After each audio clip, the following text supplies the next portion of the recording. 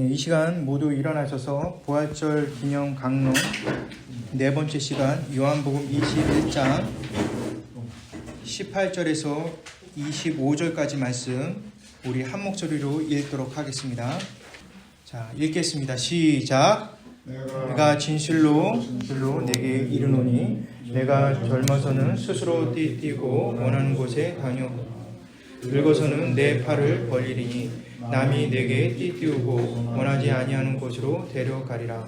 이 말씀을 하심은 베드로가 어떠한 죽음으로 하나님께 영광을 돌릴 것을 가리키심이로라. 이 말씀을 하시고 베드로에게 이르시되 나를 따르라 하시니 베드로가 돌이켜 예수께서 사랑하시는 그 제자가 따르는 것을 보니 그는 만성 속에서 예수의 품을 의지하여 주님을 파는 자가 누구이까 묻던 자더라. 이에 베드로가 그를 보고 예수께 여짜오되 주님, 이 사람은 어떻게 되겠사옵나이까? 예수께서 이르시되 내가 어때까지 그를 머물게 하고자 할지라도 내게 무슨 상관이냐? 너는 나를 따르라 하시더라. 이 말씀이 형제들에게서 나가사 그 제자는 죽지 아니하겠다 하셨으나 예수님의 말씀은 그가 죽지 않겠다 하신 것이 아니라 내가 어때까지 그를 머물게 하고자 할지라도 내게 무슨 상관이냐 하신 것이더라. 이 일들을 증언하고 이 일들을 기록한 제자가 이 사람이라. 우리는 그의 증언이 참된 줄 아노라. 예수께서 행하신 일이 이 외에도 많으니 만일 낱낱이 기록된다면 이 세상에도 이 기록된 책을 두기에 부족할 줄 아노라. 아멘. 모두 자리에 앉아주시기 바랍니다. 제가 잠깐 기도하겠습니다. 하나님, 감사드립니다. 이 시간에 감히 주님의 말씀을 대언합니다. 하나님, 구속한 우리 예수 그리스도께서 죄 많은 저는 십자가 뒤에 가려 주옵시고 오직 말씀만, 예수 그리스도의 말씀, 복음의 말씀만 전해질 수 있도록 허락하여 주옵소서. 예수 그리스도 이름으로 기도드립니다. 아멘. 예, 부활절 강론 네 번째 마지막 시간입니다. 오늘 이 4주간의 강론의 최종 결론이라고 할 수 있죠. 이 결론은 현재를 살아가는 우리 각자에게 신앙에 관한 명쾌한 답을 줄 것입니다. 특별히 열심히 신앙생활을 하면서 여전히 갈증과 회의를 느끼시는 성도님들과 또 답답한 긴 터널과 같은 상황으로 고통을 갖고 계신 우리 성도님들, 그리고 더 이상 소망을 갖고 사는 것이 힘들 정도로 불신에 가득 찬 성도님들에게 소중한 답이 될 것입니다. 먼저 요한복음 21장 18절에서 21절 한 목소리로 읽겠습니다. 시작. 내가 진실로 내게 이르노니 내가 젊어서는 스스로 뛰고 원하는 곳으로 다녔거니와 늙어서는 내 팔을 벌리리니 남이 내게 띠띠우고 원하지 아니하는 곳으로 데려가리라. 이 말씀을 하시면 베드로가 어떠한 죽음으로 하나님께 영광을 돌릴 것을 가리키시니라. 이 말씀을 하시고 베드로에게 이르시되 나를 따르라 하시니 베드로가 돌이켜 예수께서 사랑하시는 제자가 따르는 것을 보니 그는 만찬 속에서 예수님의 품에 의지하여 주님을 파는 자가 누구니까 묻던 자더라. 이에 베드로가 그를 보고 여짜오되 주님, 이 사람은 어떻게 되겠사옵나이까? 아멘. 예수님께서는 베드로에게 베드로의 죽음을 말씀하셨습니다. 지난주 설교를 통해서 들으셨죠. 이 베드로는 예수님께서 이렇게 어떻게 보면 자신의 죽음에 대해서 물어보지도 않았는데도 불구하고 예수님께서 30년 후에 죽음의 모습을 미리 보여주셨습니다. 그 내용을 보니까 늘 자기 소견대로 행하고 자기 열심으로 살아왔던 베드로가 전혀 다른 죽음을 맞이하게 되는 것입니다. 베드로는 자신이 원하지 않는, 자신이 뜻하지 않는 죽음의 길을 걷게 되는 것입니다. 그러나 그것이야말로 사실 가장 영광스러운 죽음이죠. 그것을 19절은 우리에게 보여주시고 있습니다. 일반적으로 이 땅의 영광과 명예와 어떤 행복은 자기가 원하는 대로 자기 계획대로 이루어지는 것이라고 생각하며 말합니다. 그것이 계획이 성취되면 그것이 행복이고 명예고 영광이라 생각하겠죠. 그러나 성경은 그리고 주님께서는 우리에게 분명히 말씀하십니다. 진정한 영광은 주님의 인도함을 받는 것이라고 말씀하고 계십니다. 자신이 원하는 것이 아니라 주님이 원하시는 것, 내 자신에게 그것이 가장 큰 기쁨이요 최고의 영광이 됨을 성경은 우리에게 분명히 입증하고 계신 것입니다. 이러한 영광의 산 증인이 바로 예수님 그 자신이라는 것을 우리는 기억할 수 있습니다. 예수님께서 자신이 원대로가 아닌 하나님 아버지의 원대로 뜻대로 이루어지길 원하셨습니다. 그리고 아버지의 뜻에 순종해서 극심한 십자가의 죽으심을 감내하셨습니다. 결국 예수님께서는 부활의 주요, 교회의 주가 되셨습니다. 영광 그 자체가 되신 것입니다. 이러한 영광을 베드로에게도 그 인생 속에서 펼쳐질 것을 허락하셨습니다. 베드로의 죽음을 통해서 자신이 원하지는 않지만 자신에게 최고의 영예가 되는 영광의 여정을 주님께서 함께 걸어가심을 보장해 주셨습니다. 그래서 예수님께서는 베드로에게 19절에 나를 따르라 라고 말씀하신 것입니다. 이러한 예수님의 말씀 중에 베드로는 쉴 새 없이 머리가 돌아가기 시작했습니다. 머리를 굴리기 시작한 거죠. 베드로는 인간의 탐욕이라는 죄의 메커니즘 안에 종속되어 뜻밖의 질문을 예수님께 던지게 됩니다. 정말 난데없이 베드로는 엉뚱하고 황당한 질문을 하기 시작한 것이죠. 그것이 바로 21절입니다. 주님, 이 사람은 어떻게 되겠습니까? 이런 얘기를 하게 된 것이죠. 사실 21장은 처음부터 거의 끝에까지 온통 베드로장이라고 해도 과언이 아닐 정도로 예수님께서 베드로를 사랑하시고 용서하심의 그 내용이 다 담겨 있습니다. 거의 베드로에 관한 내용으로 요한복음 마지막 한 장을 도배시켰는데도 불구하고 베드로는 어떻습니까? 그런 상황에도 뭐가 아쉬웠는지, 대체 베드로는 누구한테 경쟁심과 시기심을 느꼈는지 비교 의식 가운데 호기심이 발동한 것입니다. 성도님들을 이해를 구하기 위해 잠시 저희 자녀 얘기를 좀 해보겠습니다. 저희 자녀 중에는 유독 경쟁심이 많고 또 매사에 불평이 가득한 아이가 한 명 있습니다.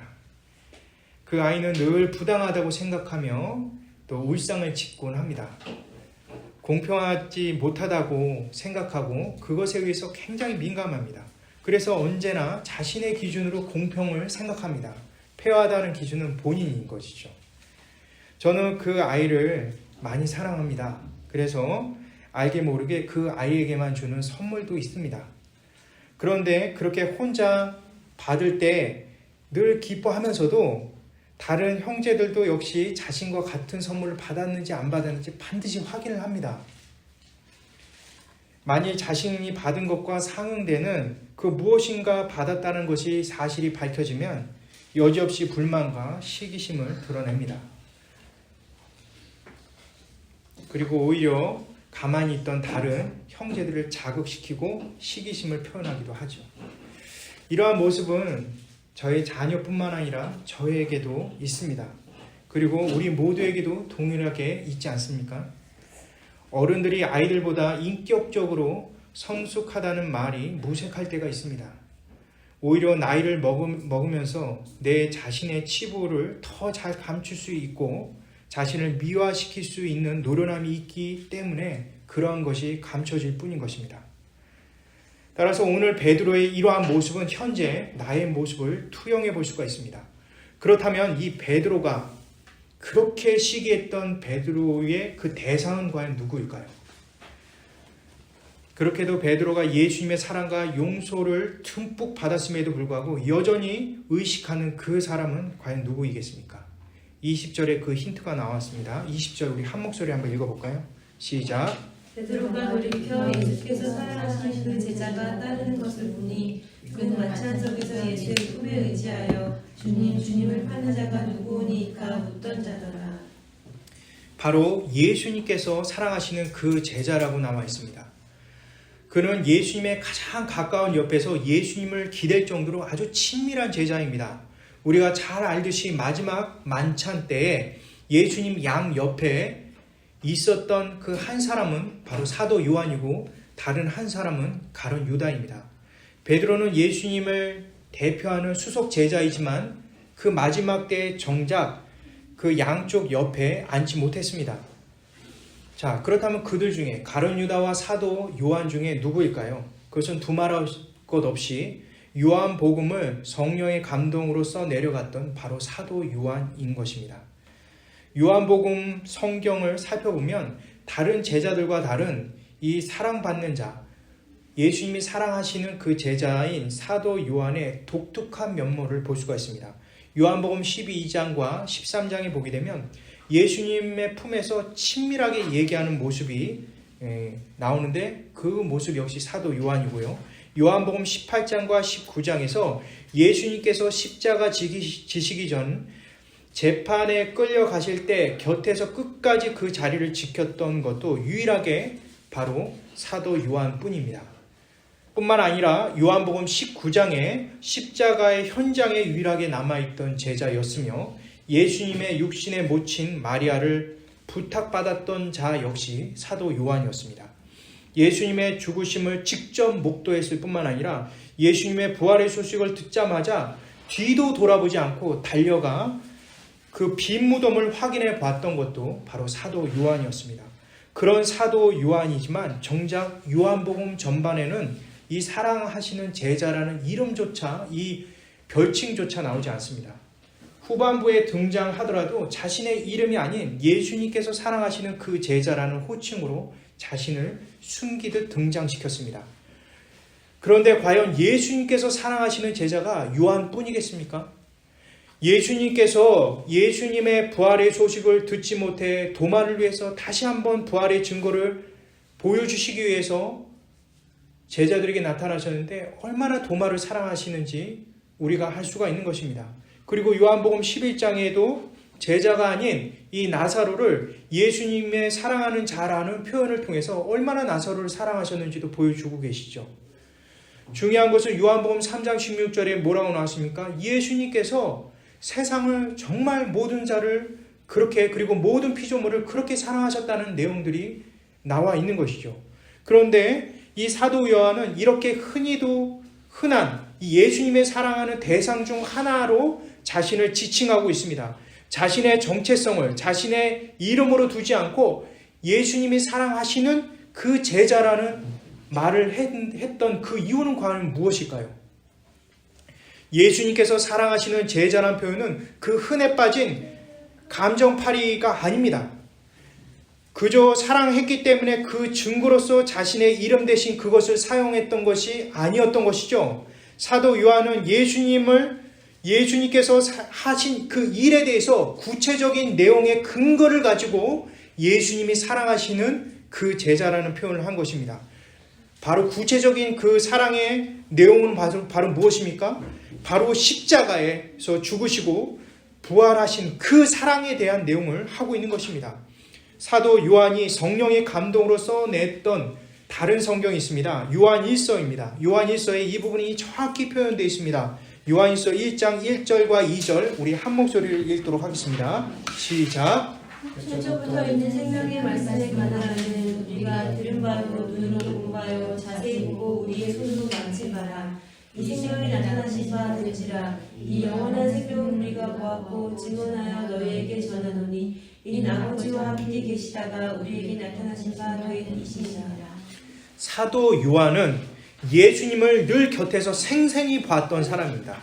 그리고 그 사도 요한은 예수님께서 자신을 위해 하셨던 전 과정을 직접 두 눈으로 지켜봤던 자입니다. 예수님께서 사도 요한을 위해서 그리고 우리 각자 개인을 위해 짊어지셨던 십자가를 사도 요한은 직접 만지듯 보았습니다. 사도 요한은 그 역사적 현장인 예수님의 십자가 길을 차곡차곡 경험했던 자였습니다. 그리고 그 십자가의 고통과 고난 속에 엄혹한 율법의 저주를 모두 받아내시는 예수님을 두 눈으로 지켜봤던 자입니다. 더럽고 추악한 사도 요한 자신의 죄 때문에 그리고 우리 각자의 참혹한 죄 때문에 십자가에서 예수님께서는 처절히 찍히셨습니다. 그 현장을 실제 두 눈으로 아무것도 할 수 없는 자신을 지켜보면서 예수님의 고통을 그 두 눈으로 지켜봤던 자입니다. 그와 같은 생생한 경험을 60년이 지난 시점에서도 요한복음을 집필할 당시에서도 절대 잊을 수 없는 그 현장인 것입니다. 그 아픔을 이루 말할 수 없는 고통의 기억들을 사진처럼 찍혀 있는 그 머릿속에 박혀 있는 그것을 성령 하나님의 명령과 능력으로 집필할 수밖에 없었던 것입니다. 그리고 드디어 사도 요한은 그 죄악과 죽음의 처참한 뒤에서 3일 만에 완전히 부활하신 예수님의 승리의 현장을 성령의 은혜 가운데 써내려갑니다.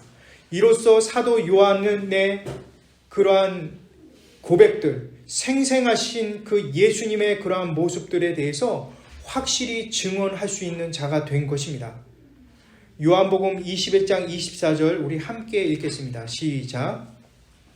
요한복음 21장 24절입니다. 오늘 말씀입니다. 시작. 이 일들을 증언하고 이 일들을 기록한 제자가 이 사람이라. 우리는 그의 증언이 참된 줄 아노라. 이 요한복음은 사도 요한의 솔직한 내용을 성령의 감동으로 담아낸 성경책입니다. 이 요한복음에 나오는 내용은 단순히 사람들의 마음을 감동을 주기 위해서 쓰여진 것이 아닙니다.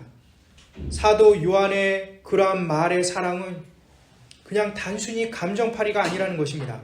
사도 요한의 삶과 죽음, 인생 전체를 다 걸고 고백하는 예수님의 사랑에 관한 실제적인 믿음의 근거를 얘기하고 있는 것입니다. 그래서 사도 요한은 자신의 이름을 요한복음에 박아 넣기보다 더 확실한 예수님께서 사랑하시는 그 제자라는 자기 정체성을 확고하게 하는 별칭을 사용한 것입니다. 이러한 사도 요한의 모습에 대해서 베드로는 알게 모르게 굉장히 부러웠습니다. 시기심에 의해서 충동질이 나온 것이죠. 예수님의 사랑을 모두 독차지했던 베드로였음에도 불구하고 그 남은 사랑마저도 독차지하고 싶은 베드로의 모습을 볼 수가 있습니다. 여전히 베드로는 자기 기준으로 예수님의 사랑을 측정하는 잘못된 옛 버릇에서 벗어나지 못한 것을 볼 수가 있는 것입니다.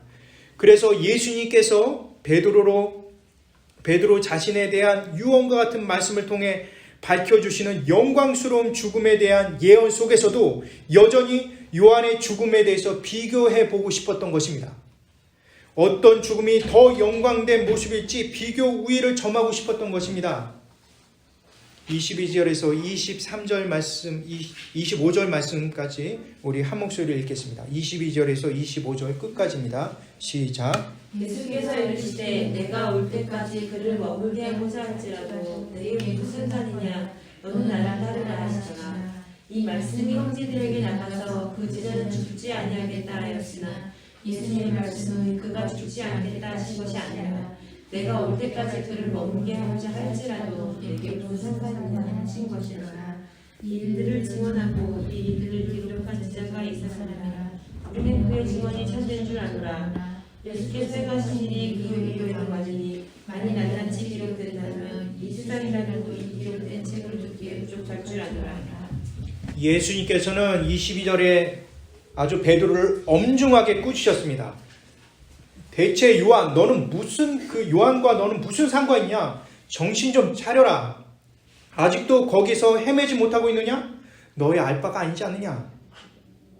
그리고 예수님께서 말씀하십니다. 너는 나를 따르라. 이렇게 말씀하십니다. 이 말씀은 19절의 마지막에 보게 되면 나를 따르라는 내용을 반복하시는 것 같습니다. 하지만 22절은 다릅니다. 예수님께서 나를 따르라는 말 속에 너는 이라는 말을 하나를 더 집어넣으셨습니다. 이것은 무엇을 의미합니까? 예수님을 따르도록 명령을 받은 자는 바로 베드로 너 자신이라는 사실을 알아라 라고 말씀하고 계시는 것입니다. 다시 말해서 22절은 19절과 다른 아주 강조된 내용이 있는 것이요. 너는 나만 보면 돼. 남이 그러하든 무슨 상관이냐? 제발 이쪽 저쪽 보지 말고 너는 나만 보고 똑바로 따라와라. 이 얘기를 지금 하고 계신 것입니다. 예수님께서 말씀하실 때 베드로는 아마 정신이 번쩍 났을 것입니다. 이 말씀은 정말 엄중한 명령이고 엄중한 꾸지람입니다. 이 뉘앙스만 봤을 때는 마태복음 16장 23절의 말씀과 굉장히 필적합니다. 마태복음 16장 23절 우리 한 목소리 한번 읽어볼까요? 시작. 예수께서 돌이키시며 베드로에게 이르시되 사탄아 내게로 물러가라. 너는 나를 넘어지게 하는 자였다. 내가 하나님의 일을 생각하지 아니하고 도리어 사람의 일을 생각하는도다 하시고. 예, 이 마태복음 16장 23절 말씀에서 베드로가 예수님을 주님으로 살아계신 하나님의 아들로 고백하고 난 후에 예수님께서 칭찬을 받은 후에 곧바로 나온 책망의 말씀입니다. 예수님께서 자신의 십자가를 지고 죽게 될 것이라는 것을 예언으로 말씀하실 때 갑자기 돌연하게 베드로가 변해서 예수님께 항변합니다. 예수님께서 이러한 베드로의 그 모습에 대해서 엄혹하게 꾸짖고 혼을 내십니다. 하나님을 생각하지 않고 자신의 뜻과 자신의 생각에 쌓여있게 되면 언제든지 우리는 베드로처럼 이렇게 엉뚱한 짓을 하게 되는 것입니다. 오늘 본문도 마찬가지입니다. 예수님께서 베드로를 위로하시고 회복시키시고 영광의 죽음까지 선물해 주셨습니다. 그러자 시무룩했고 자신감을 잃었던 베드로가 다시 의기양양하게 일어나서 자신의 본색을 드러나기 시작한 것입니다. 베드로 자신이 늘 비교의 대상이었던 사도 요한을 지목하며 예수님께 물어봤던 것입니다. 예수님께서는 너는 나를 따르라는 말씀을 통해 예수님과 베드로는 1대1 관계 속에 있는 것만 기억하라 라고 말씀하시고 계신 것입니다. 모든 믿는 자 하나님의 자녀는 각자의 길이 있고 각자의 삶과 죽음이 있습니다. 어떤 것이 더 영광스러운지 어떤 것이 덜 영광스러운지 그것은 중요하지 않습니다. 중요한 것은 하나님을 사랑하는 자, 그 뜻대로 부르심을 입은 자들에게 각자에게 주시는 독특한 영광인 것입니다. 서로 차이가 있을 수 있죠. 때로는 비교 의식이 느껴질 정도로 나를 무력하게 만드는 차이가 있을 수 있습니다. 그래서 그 차이가 대체 무엇이 중요하다는 것입니까? 하나님의 자녀이며 예수님을 주인 삼아 모신 성도로서 예수님의 제자가 된 우리 각자는 이 세상에 살면서 무엇을 하느냐, 무엇을 했느냐가 중요한 것이 아닙니다. 중요한 것은 현재 나는 누구를 쫓고 있느냐가 바로 본질인 것입니다. 현재 나는 누구를 쫓고 있으며 앞으로 나는 누구를 계속 쫓을 것인가, 누구를 따를 것인가가 중요하다는 것입니다. 쫓는다고 하니까 우리는 무엇인가를 열심히 하는 것으로 착각하게 됩니다. 우리 편에서 열심히 쫓는 것 같지만 예수님 편에서, 하나님 편에서는 어떠합니까? 우리를 끝까지 우리 주님을 따라갈 수 있는 것은 바로 하나님과 예수님의 그러한 견인 그리고 그분의 책임져 주심에 있지 않습니까? 만왕의 왕 되심 그 바로 예수 그리스도 나의 주 나의 하나님께서 도와주시기 때문에 우리는 갈 수가 있는 것입니다. 주님께서 우리가 따라오도록 끝까지 지키시고 끝까지 잡아주시고 책임져 주실 것입니다. 그렇기 때문에 제발 정신 좀 차리라고 주님께서 우리에게 말씀하신 것입니다. 다른 어떤 사람이 너와 무슨 상관이 있냐고 말씀하신 것입니다. 엄친아 엄친딸이 무슨 상관이 있느냐? 엄마 친구 아들이나 엄마 친구 딸이 어떠하든지 내가 무슨 관계가 있느냐? 그 말씀을 하고 계신 것입니다. 비교당할 필요도 없고 비교할 필요도 없는 것입니다. 너는 너야. 나는 나를 따라와라. 이렇게 주님께서 말씀하신 것입니다. 이렇게 말씀하신 것처럼 우리는 각자는 주님만, 예수님만 바라보고 갈 뿐인 것입니다.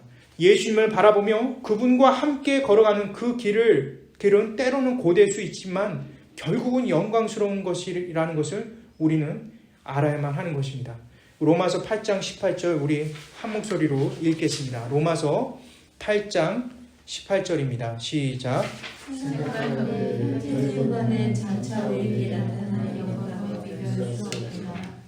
우리 믿는 자에게 현재의 고난이 있습니다.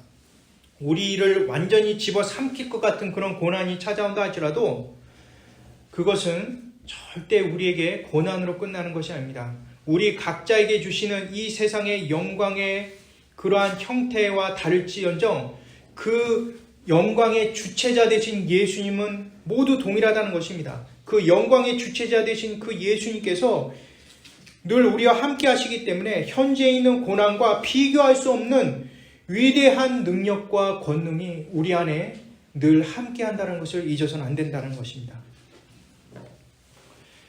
이 세상은 모두 아픔을 갖고 삽니다.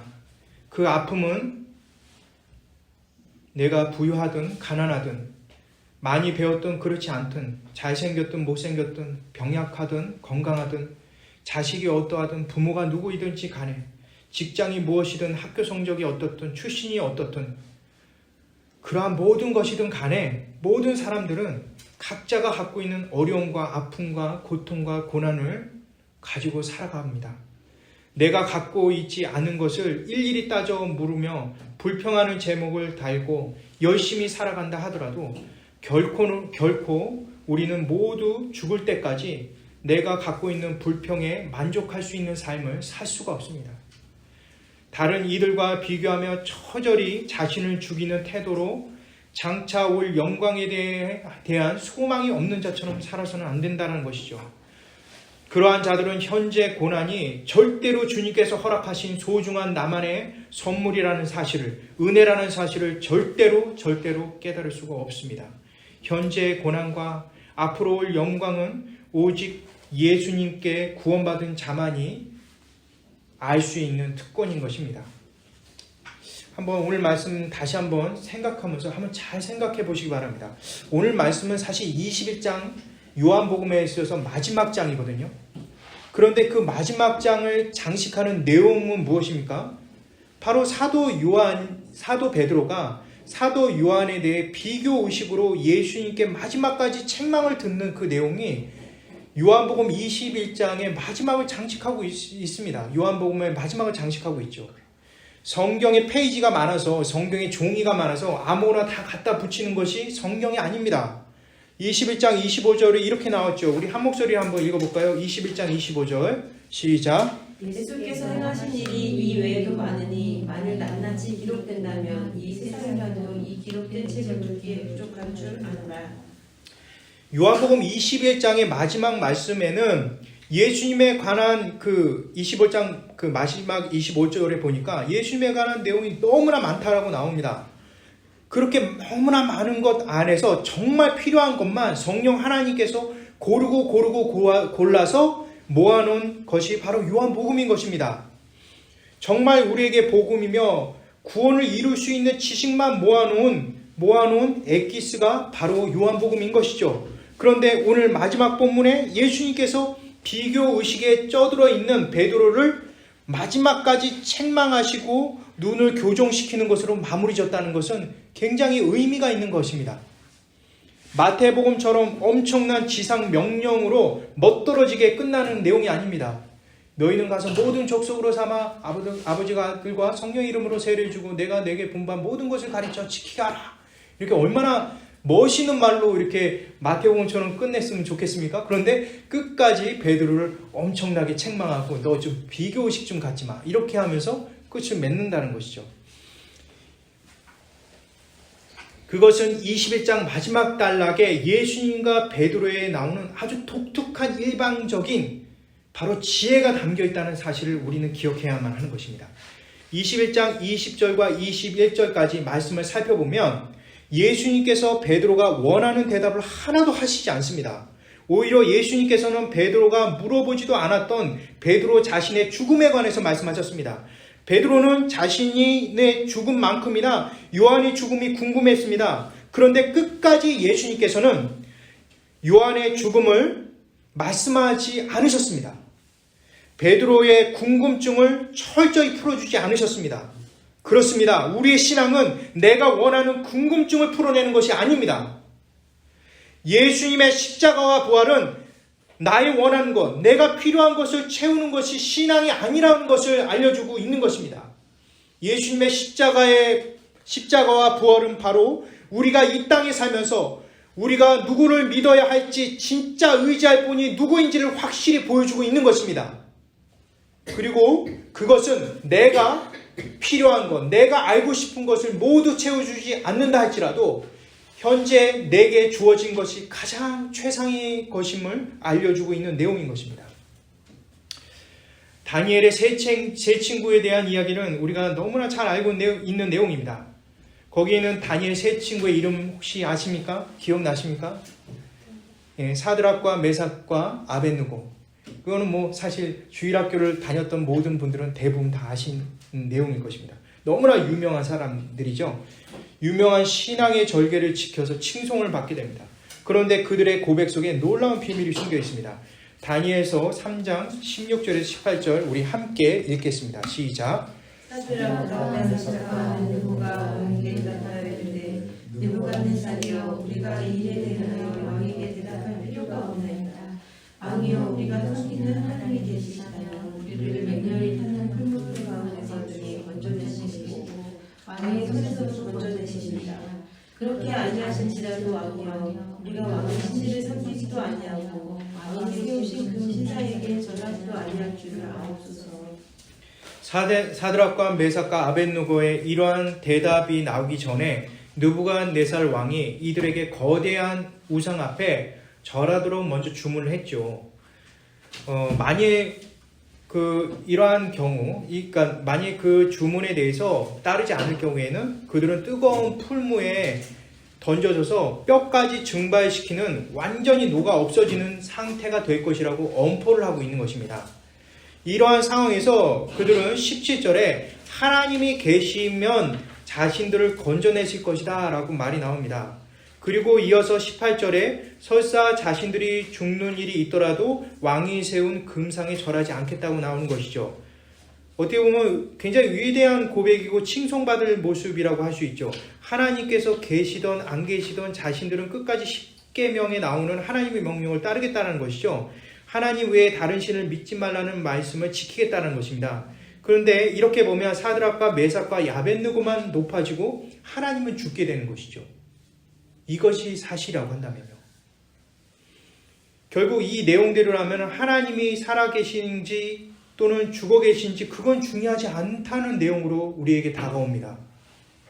사드락과 메삭과 아벳느고는 끝까지 배신하지 않고 충성을 다했다라는 내용으로 모든 영광은 사드락과 메삭과 아벳느고가 다 독차지하게 되는 것이죠. 주일학교 때 기따갑게 들으면서 이 말씀의 교훈은 결국 충성을 다해야 된다라는 결론으로 마무리 짓기도 하죠. 무엇인가 이상하지 않습니까? 왜 이런 결론을 얻게 되는 것일까요? 저는 현재 우리가 사용하고 있는 이 개역 개정판 이 한글 성경이 원문을 정말 잘못 번역하고 있다는 것을 나누고 싶습니다. 이것은 개역 개정판의 대표적인 오역 중에 하나이죠. 하지만 오히려 옛날 우리가 성경 갖고 있는 그 한글 개역 성경 있지 않습니까? 개역 한글판, 지금 개역 한글판 갖고 계시죠? 그것은 오히려 번역을 제대로 하고 있습니다. 한번 그 개역 한글판 17절 말씀을 우리 한 목소리 한번 읽어볼까요? 제가 거기에다가 적어놨습니다. 자료 드렸죠? 그 한 목소리로 개역 한글판 성경 한 목소리 읽겠습니다. 시작. 만일 그럴 것이면 왕이여 우리가 섬기는 하나님이 우리를 능력의 큰 가운데서 건져내시겠고 왕의 손에서도 건져내시리이다. 그리 아니하실지라도 왕이여 우리가 왕의 신을 숨기지 아니하고 왕의 세우신 금신상에게 절하지 말라는 줄을 아옵소서. 네, 17절만 부탁했는데 18절까지 읽으셨는데요. 이 17절이 개역 한글판이랑 개역 개정판이랑 뭐가 다르죠?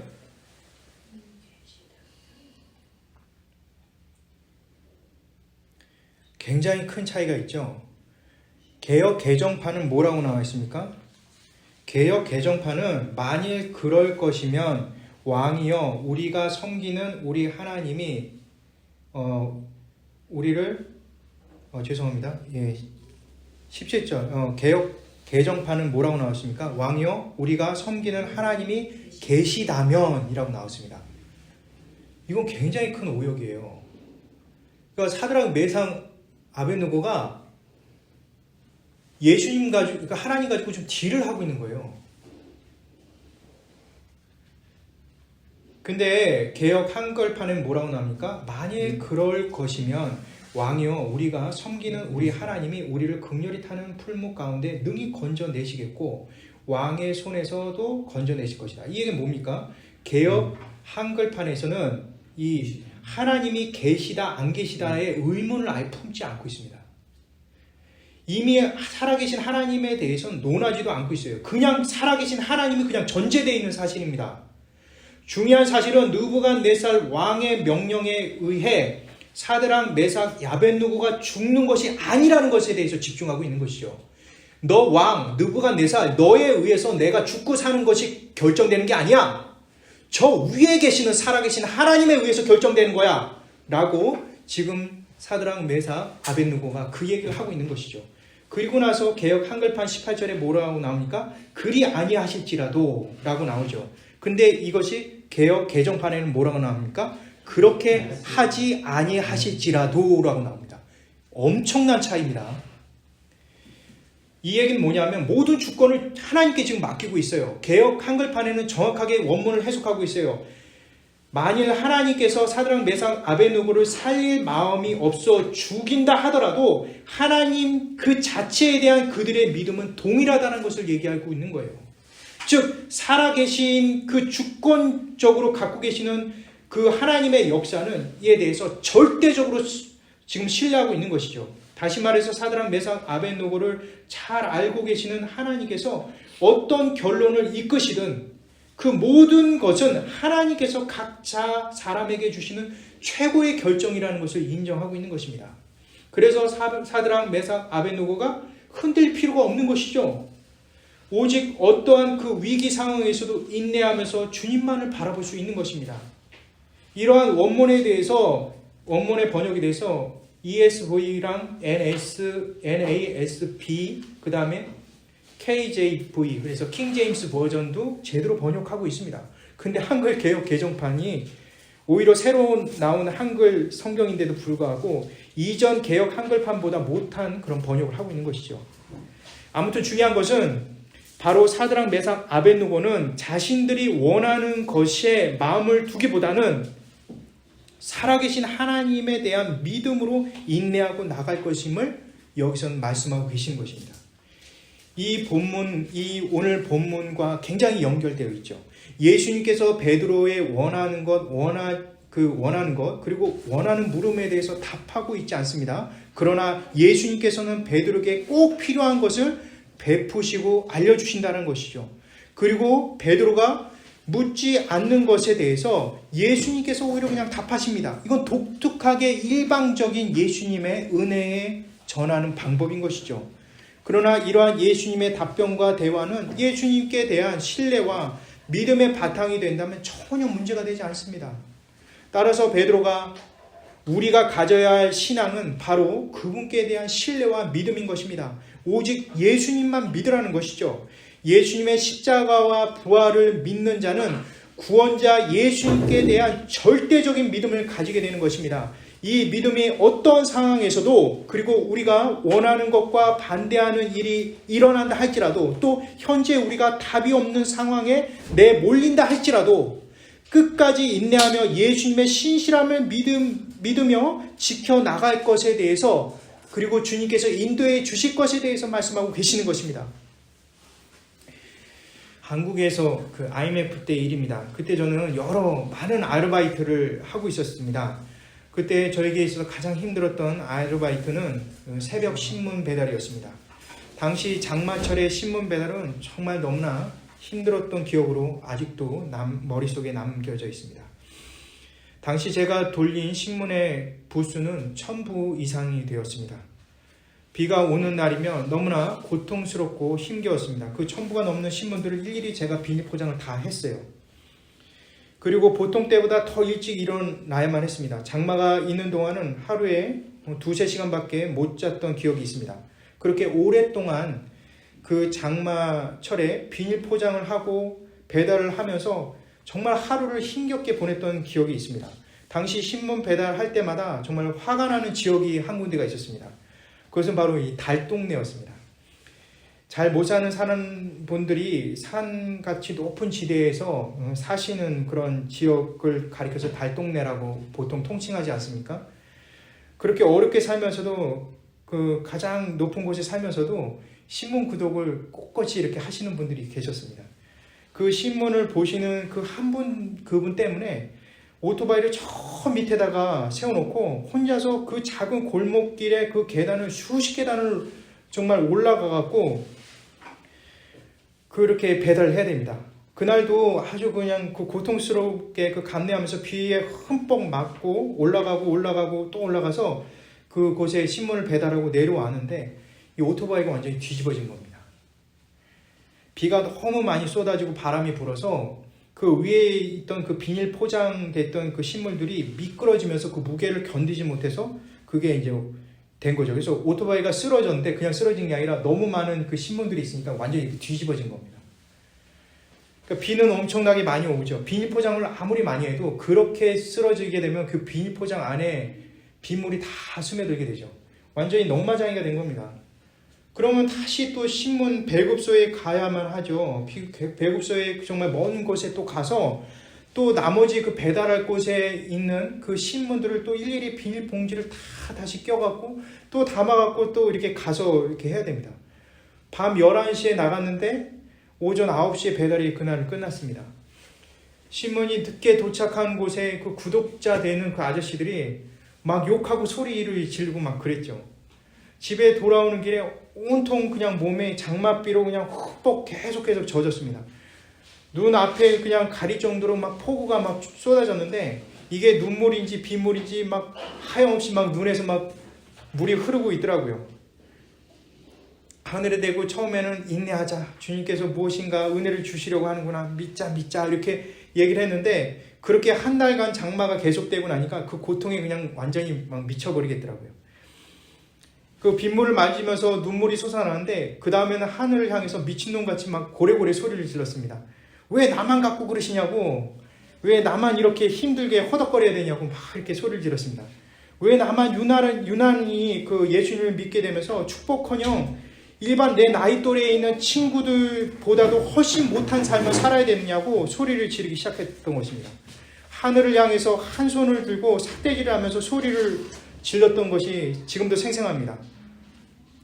다음날 더 생생하게 기억한 것은 그렇게 했던 것이 너무나 후회되고 또 두려워서 또 죄송해서 엄청나게 회개했던 기억도 납니다. 회개도 회개지만 정말 비참한 것이 그 당시에 있었던 것이 생각이 납니다. 거의 미친 사람같이 생활하고 그렇게 얘기를 했던 것들이 지금도 기억이 납니다. 믿는다는 것은 그런 것이 아닌가 생각이 됩니다. 내가 원대로 될 수 없다라는 사실을 알아가는 것이 아닌가 생각이 됩니다. 주님께서 더 좋은 것을 주시기 전에 내가 먼저 상상 속에서 내가 원하는 바를 먼저 계산했던 것들이 조금씩 무너지고 그리고 그러한 무너진 것이 완전히 무너져 내려가는 것이 진짜 신앙으로 들어가는 것이 아닌가 생각이 됩니다. 결국 이러한 인내 시간이 들어가면 좋은 결과나 내가 바라는 결과에 대해서 집착이 사라지게 됩니다. 그래서 주님께 모든 것을 맡기는 것에 익숙하게 되는 것이죠. 오직 부활하신 나의 예수님 한 분만을 바라보게 되는 것입니다. 끝없이 터널이 계속 이어지는 그것을 감내하면서 미칠 정도로 정말 힘든 그 상황 속에서도 끝없이 주님을 향해서 뛰어가는 그것이 그 속에서 하루하루 살아가는 것에 대해서 주님께 감사드리며 살아가는 그러한 결론이 지어지는 것이 바로 신앙이 아닌가 생각이 됩니다. 오늘 말씀 마치려고 합니다. 오늘 말씀은 결국 현실에 매몰되지 말고 부활의 주님만 바라보며 인내하고 나가자는 그런 내용인 것입니다. 하박국 1장 2절 말씀 우리 한 목소리로 읽어보도록 하겠습니다. 하박국 1장 2절입니다. 시작. 여호와여 내가 부르짖어도 주께서 듣지 아니하시니 어느 때까지니까 내가 강으로 말미암아 외쳐도 주께서 구원하지 아니하시나이까. 하박국 선지자는 북이스라엘이 망하고 마지막 남은 유대가 망하기 직전에 활동했던 선지자였습니다. 그리고 그 망하는 현장 속에 회복에 대한 메시지를 전하는 것이 아니라 망하게 되는 메시지를 전해야만 하는 선지자였던 것이죠. 그런 그에게 너무나도 신실하신 하나님께서 주님께서 허락하신 이 하나님의 땅, 축복된 가나안 땅이 악인의 손에 정복되는 것에 대해서 도저히 이해할 수 없는 그런 내용이 담겨 있는 것입니다. 이스라엘 백성에게 젖과 꿀이 흐르는 가나안 땅을 상징하는 내용이 무엇입니까? 이 내용은 하박국 3장 17절에서 18절에 반대되는 내용이 바로 가나안에 상징하는 젖과 꿀이 흐르는 내용입니다. 무화과 나무가 무성하고 포도나무에 열매가 많고 감람나무에 소출이 많고 밭에 먹을 것이 풍성하고 우리의 양과 외양간에 소가 있어 그 짐승들의 젖이 마른 날이 없어서 언제든지 풍성하고 신선한 우유를 먹을 수 있는 그곳이 바로 가나안 땅을 상징하는 그런 내용인 것입니다. 그런데 그 약속된 축복된 땅에 오래오래 살아야만 하는데도 불구하고 이스라엘 백성들이 그 모든 것을 잃게 되는 것입니다. 하박국 선지자는 하나님께서 주셨는데 어떻게 주신 축복인데 악인들에 의해서 뺏길 수 있는지에 대해서 도저히 이해할 수가 없었던 것입니다. 나라 뺏기고 거지 같은 신세가 되는 것을 하박국 선지자는 이해할 수 없던 것이죠. 하나님을 비웃는 적국으로부터 하나님의 백성들이 고초당할 것이 눈앞에 선히 보였습니다.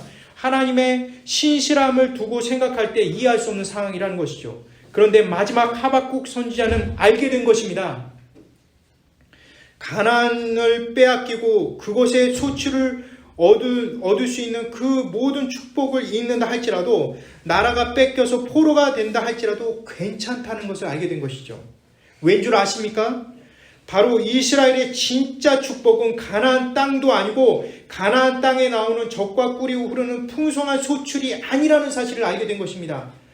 바로 진짜 축복은 하나님 그 자체가 바로 축복이라는 사실을 하박국은 알게 된 것입니다. 나를 위해서 우리를 위해서 가나안이라는 축복을 허락하신 분이 바로 하나님이라는 사실이기 때문에 그렇습니다. 나를 위해서 그러한 풍성함을 거둬주시고 또 풍성함을 주시기도 하고 또 걷어내시기도 하시는 이가 바로 하나님이시라는 것을 그 축복의 근원이 하나님이라는 사실을 알게 되는 것이죠. 하나님께서 우리를 꽉 잡고 있기에 더 이상 걱정할 필요가 없다는 것을 하박국은 깨닫게 된 것입니다. 그래서 결론적으로 하박국 선지자는 다음과 같은 고백을 하죠. 하박국 3장 17절 18절 우리 한 목소리로 읽겠습니다. 하박국 3장 17절 18절입니다. 시작. 비록 무화과 나무가 무성하지 못하며 포도나무에 열매가 없으며 감람나무에 소출이 없으며 밭에 먹을 것이 없으며 우리의 양이 없으며 외양간에 소가 없을지라도 나는 여호와로 말미암아 즐거워하며 나의 구원의 하나님으로 말미암아 기뻐하리로다. 아멘. 이것이 여러분들의 고백이 됐으면 좋겠습니다. 자주라는 긴 시간 부활절 강론의 결론입니다.